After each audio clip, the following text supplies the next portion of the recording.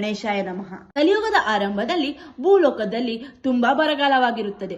ಬರಗಾಲವನ್ನು ಹೋಗಲಾಡಿಸಲು ನೆಲ್ಲಿ ತೀರ್ಥದ ಗುಹೆಯಲ್ಲಿ ತಪಸ್ಸು ಮಾಡುತ್ತಿದ್ದಂತಹ ಜಾಬಾಲಿ ಮಹರ್ಷಿಗಳು ಗುಹೆಯಿಂದ ಹೊರಗಡೆ ಬಂದು ಒಂದು ದೊಡ್ಡ ಯಾಗವನ್ನು ಆಯೋಜಿಸುತ್ತಾರೆ. ಯಾಗವಾದ ನಂತರ ಋಷಿಗಳು ದೇವಲೋಕದ ಇಂದ್ರನ ಬಳಿಗೆ ಹೋಗಿ ತಮ್ಮ ಕಷ್ಟವನ್ನು ಹೇಳಿಕೊಂಡು, ದಯಮಾಡಿ ಕಾಮಧೇನುವನ್ನು ಭೂಲೋಕ ಕಳುಹಿಸಿಕೊಟ್ಟು ನಮ್ಮ ಕಷ್ಟವನ್ನೆಲ್ಲ ಪರಿಹರಿಸು ಎಂದು ಕೇಳಿಕೊಳ್ಳುತ್ತಾರೆ. ಆದರೆ ಆ ಕ್ಷಣದಲ್ಲಿ ಕಾಮಧೇನು ಅಲ್ಲಿ ಇರದ ಕಾರಣದಿಂದಾಗಿ ಇಂದ್ರ ಹೇಳುತ್ತಾನೆ, ಕಾಮಧೇನುವಿನ ಮಗಳಾದಂತಹ ನಂದಿನಿಯನ್ನು ನೀನು ಭೂಲೋಕ ಕರೆದುಕೊಂಡು ಹೋಗು ಎಂದು ಹೇಳುತ್ತಾರೆ. ಸರಿ ಎಂದುಕೊಂಡ ಜಾಬಾಲಿ ಮಹರ್ಷಿಗಳು ನಂದಿನಿಯ ಬಳಿ ಹೋಗಿ, ಅಮ್ಮ ದಯಮಾಡಿ ಭೂಲೋಕಕ್ಕೆ ಬಂದು ನಮ್ಮ ಸಮಸ್ಯೆಯನ್ನೆಲ್ಲ ಪರಿಹರಿಸಮ್ಮ ಎಂದು ವಿನಮ್ರವಾಗಿ ಕೇಳಿಕೊಳ್ತಾರೆ. ಆದರೆ ನಂದಿನಿ ತುಂಬಾ ಸಿಟ್ಟಿನಿಂದ ತುಂಬಾ ಅಸಹ್ಯವಾಗಿ, ಭೂಲೋಕವೇ ಅದು ಪಾಪಿಗಳ ನಾಡು, ನಾನು ಅಲ್ಲಿ ನನ್ನ ಪಾದವನ್ನು ಇಡುವುದಿಲ್ಲ ಎಂದು ಅಸಹ್ಯವಾಗಿ ಹೇಳುತ್ತಾಳೆ. ಇದರಿಂದ ಸಿಟ್ಟುಗೆದ್ದ ಋಷಿಗಳು, ಇಷ್ಟು ಅಸಹ್ಯವೇ, ಇಷ್ಟು ಅಹಂಕಾರವೇ, ಇದರಿಂದಾಗಿ ನಿನಗೆ ಒಳ್ಳೆಯದಾಗುವುದಿಲ್ಲ, ನೀನು ಭೂಮಿಯಲ್ಲಿ ನದಿಯಾಗಿ ಹರಿ ಎಂದು ಶಾಪಿಸುತ್ತಾರೆ. ನಂತರ ನಂದಿನಿಯು ದೇವಿಯ ಬಳಿ ಹೋಗಿ ತನ್ನ ಕಷ್ಟವನ್ನು ಹೇಳಿಕೊಂಡಾಗ ದೇವಿ ಹೇಳುತ್ತಾಳೆ, ಇದು ಆಗಬೇಕಾದದ್ದು ವಿಧಿನಿಮಿತ್ತ, ಇದು ನನಗೆ ಬದಲಾಯಿಸಲು ಆಗುವುದಿಲ್ಲ. ಆದರೆ ಮುಂದೊಂದು ಕಾಲ ನಿನ್ನ ನದಿಯ ಕಟಿಯಲ್ಲೇ ನಾನು ಲಿಂಗರೂಪವಾಗಿ ಸ್ಥಾಪನೆಗೊಳ್ಳುತ್ತೇನೆ, ಆಗ ನಿನ್ನ ಶಾಪ ವಿಮೋಚನೆ ಆಗುತ್ತದೆ ಎಂದು ಹೇಳುತ್ತಾಳೆ. ಅರುಣಾಸುರ ದೇವಿಯ ಕಣ್ಮರೆಸಿ ಪಾತಾಳ ಲೋಕದಲ್ಲಿ ಮರೆಯಾಗಿರುತ್ತಾನೆ.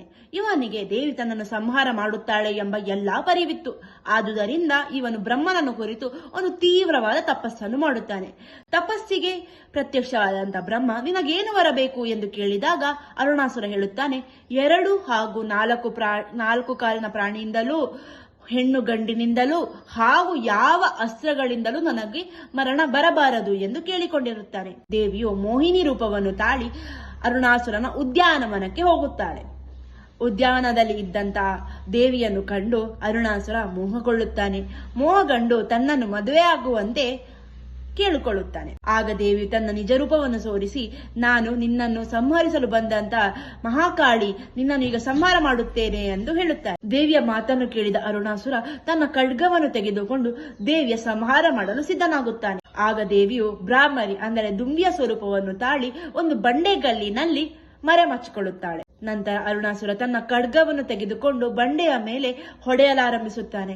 ತಾಯಿಯು 6 ಕಾಲಿನ ಉಗ್ರ ಬ್ರಾಹ್ಮಣ ಸ್ವರೂಪವನ್ನು ತಾಳಿ ಅರುಣಾಸುರನ ಎದೆಯನ್ನು ವಜ್ರದ ಕುಂಡಿಯಿಂದ ಬಗೆದು ಸಂಹಾರ ಮಾಡುತ್ತಾಳೆ.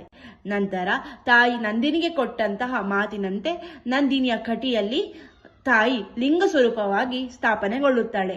ಇದು ಯಾವ ದೇವಸ್ಥಾನ ಅಂತ ಗೆಸ್ ಮಾಡಿದ್ಯಾ? ಇದು ನಮ್ಮ ಕಟೀಲು ಶ್ರೀ ದುರ್ಗಾ ಪರಮೇಶ್ವರಿ ದೇವಸ್ಥಾನ ಲಾಶಿ. ಧನ್ಯವಾದ.